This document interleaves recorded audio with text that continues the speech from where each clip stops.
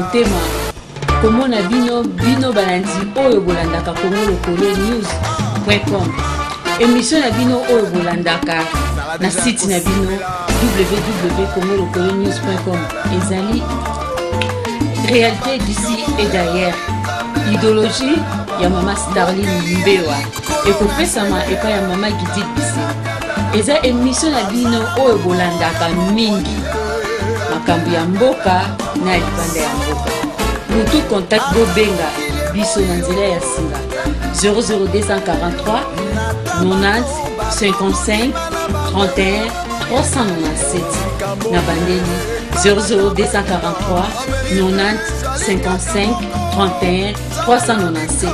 Soki bobengi okozwa ye moko numéro 1 ya congolokolonews.com. mama Gidit Bise aza wana mpona servir bino Congo Lokole. So Congo Lokole ni par ailleurs bolanda.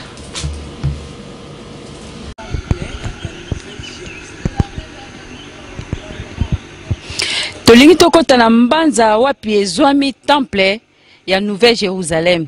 Esika obokomona papa Simon Kimbangu asala babikamu ebele. Place mususu bomona ba fourmi basala carte Afrique. Place mususu bokomona place oyo papa abande ko bikisa babeli. Place mususu bakoka bino bomona ba site ebele. Place mususu bomona na mutuka oyo ute ko zwae era utaka ba ute ko zwae na nini era utaka este.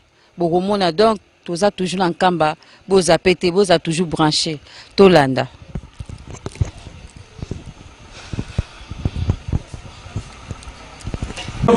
Février piquant et puis comme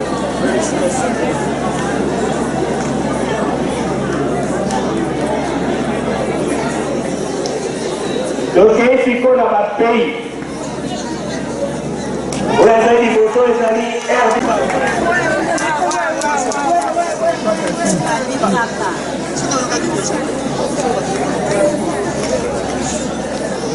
deuxième pays Angola.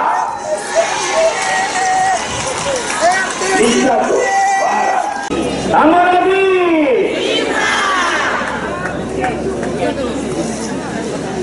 troisième pays Kamba Jérusalem.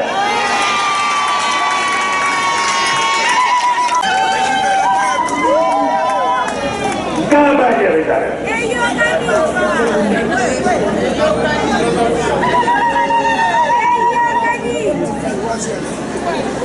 Razaka Kapura Mukumba, Momonere Zoebi, pour le 4e Congo Brazzaville. Oui, Papa Mouazali, mais Mamoni passe la Makolo Bayaki. Et puis, la France. France. Voilà la paix.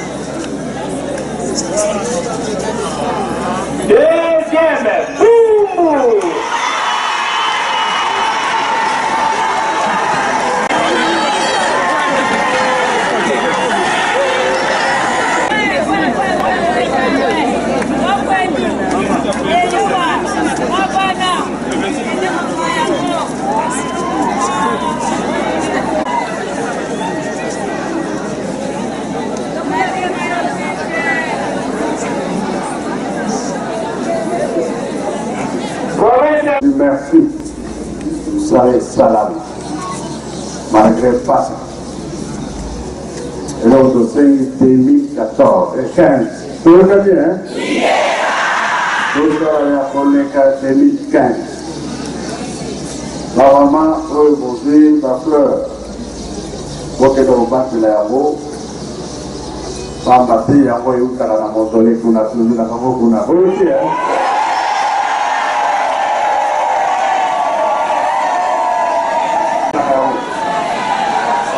Bonjour, bonjour, bonjour.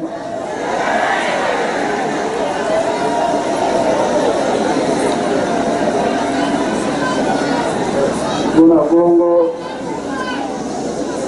oyibi ndenge tosalela misala na biso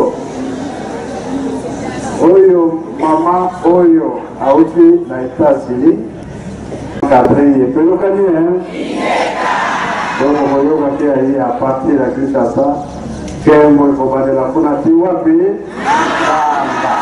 amba salamati nazola kwangise mwana ni mwanda wera. Amen. Amen.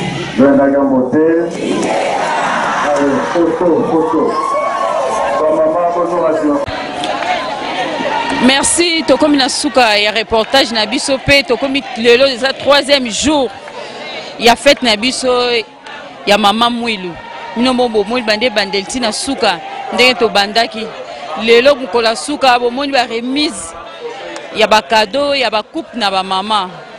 Donc na yebisi bino ke église Kimbangi c'est église moko etongaka bango moko bazwaka te ke bakende kozwa aide libanda te kaka bana ya Kimbangi bana ndaku bango nde oya ye na libanga oya ye na mwa zelu oya ye na yango no moni kamba ezotongama. Vraiment na pesi merci ebele na ba Kimbangi nyonso o bayambi biso na kati na sika oyo na mabele ankamba na pesi merci ebele na papa ya bule oya za awa papa Simo Kimbango Kiangani na pesi merci ebele na mama Gidil Bisengo yene mutaza numéro 1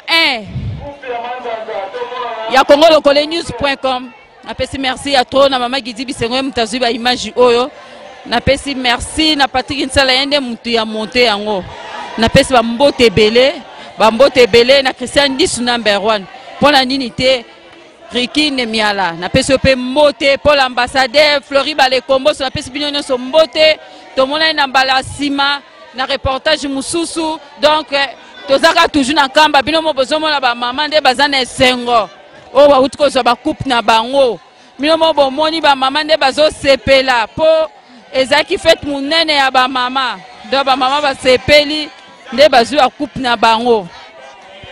Sala déjà kosepela etondinga ebele na motema komona bino balandi oyo bolandaka congolokolenews.com émission na bino oyo bolandaka na site na bino www.congolokolenews.com ezali réalité d'ici et d'ailleurs idéologie ya mama Starline Mbewa ekopesama epa ya mama Gidil Bisengo eza émission na bino oyo bolandaka mingi makambo ya mboka na libanda ya mboka mutu contact bobenga biso na nzela ya singa 00243 90 55 31 397 na bandeli 00243 90 55 31 397 soki bobengi bokozwa ye moko numéro 1 ya congolokolenews.com mama Gidil Bisengo aza wana